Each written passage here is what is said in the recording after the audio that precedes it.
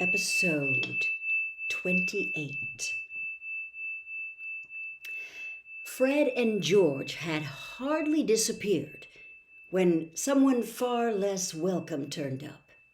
Malfoy, flanked by Crabbe and Goyle. "Having a last meal, Potter?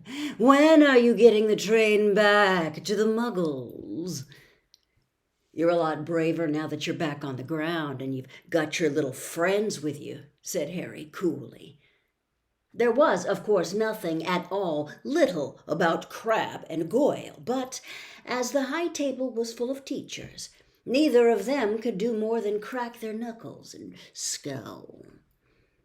"I'll take you on any time on my own," said Malfoy. "Tonight, if you want.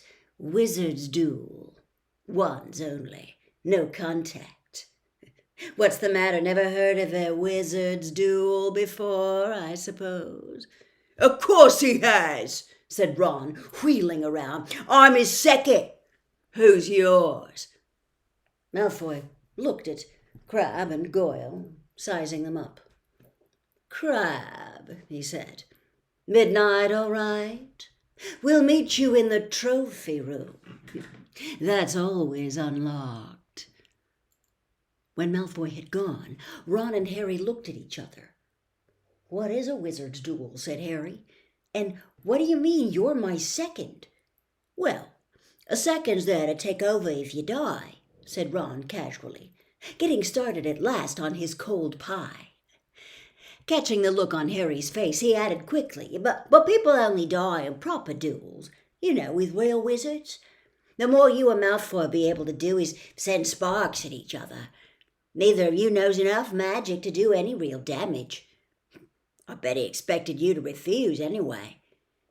"And what if I wave my wand and nothing happens?" "Throw it away and punch him on the nose," Ron suggested. "Excuse me." They both looked up. It was Hermione Granger. "Can't a person eat in peace in this place?" said Ron. Hermione ignored him and spoke to Harry. "I couldn't help overhearing what you and Malfoy were saying." "Bet you could," Ron muttered. "And you mustn't go wandering around the school at night. Think of the points you'll lose Gryffindor if you're caught, and you're bound to be. It's really very selfish of you." "It's really none of your business," said Harry. "Goodbye," said Ron. All the same, it wasn't what you'd call the perfect end to the day, Harry thought, as he lay awake much later listening to Dean and Seamus falling asleep. Neville wasn't back from the hospital wing. Ron had spent all evening giving him advice such as, "If he tries to curse you, you better dodge it because I can't remember how to block them." There was a very good chance they were going to get caught by Filch or Mrs. Norris. And Harry felt he was pushing his luck, breaking another school rule today. On the other hand, Malfoy's sneering face kept looming up out of the darkness. This was his big chance to beat Malfoy face to face, and he couldn't miss it. 11:30, Ron muttered at last. "We better go." They pulled on their bathrobes, picked up their wands, and crept across the tower room, down the spiral staircase, and into the Gryffindor common room. A few embers were still glowing in the fireplace, turning all the armchairs into hunched black shadows. They had almost reached the portrait hole when a voice spoke from the chair nearest them. "I can't believe you're going to do this, Harry." A lamp flickered on. It was Hermione Granger, wearing a pink bathrobe and a frown. "You!" said Ron furiously. "Go back to bed!" "I almost told your brother," Hermione snapped. "Percy, he's a prefect. He'd put a stop to this." Harry couldn't believe anyone could be so interfering. "Come on," he said to Ron. He pushed open the portrait of the fat lady and climbed through the hole. Hermione wasn't going to give up that easily. She followed Ron through the portrait hole, hissing at them like an angry goose. Don't you care about Gryffindor? Do you only care about yourselves? I don't want Slytherin to win the House Cup, and you'll lose all the points I got from Professor McGonagall for knowing about switching spells. Go away. All right, but I warned you. You just remember what I said when you're on the train home tomorrow. You're so... But what they were, they didn't find out. Hermione had turned to the portrait of the fat lady to go back inside and found herself facing an empty painting. The fat lady had gone on a nighttime visit, and Hermione was locked out of Gryffindor Tower. Now what am I going to do? She asked shrilly. That's your problem, said Ron. We've got to go. We're going to be late. They hadn't even reached the end of the corridor when Hermione caught up with them. I'm coming with you, she said. You are not. Do you think I'm going to stand out here and wait for Filch to catch me? If he finds all three of us, I'll tell him the truth, that I was trying to stop you, and you can back me up.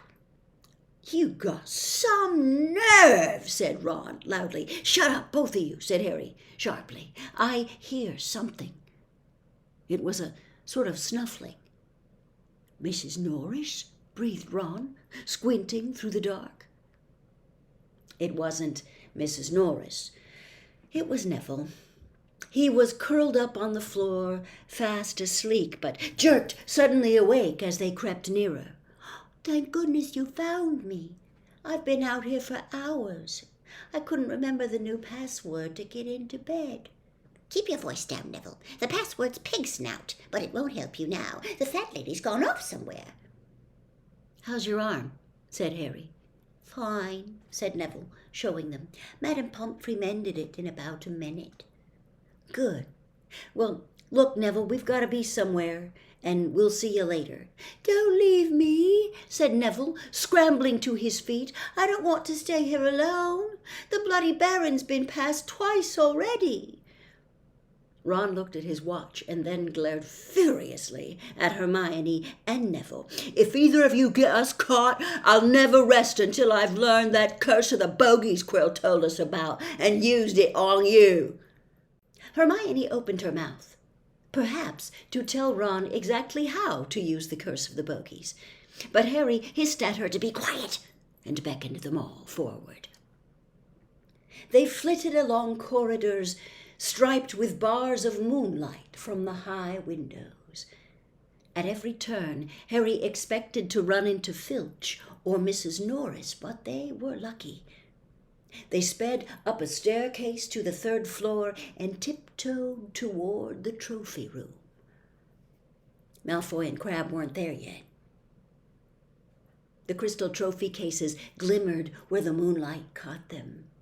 Cups, shields, plates, and statues winked silver and gold in the darkness.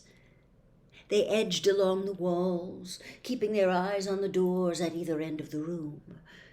Harry took out his wand in case Malfoy leapt in and started at once. The minutes crept by. He's late. Maybe he's chickened out, Ron whispered.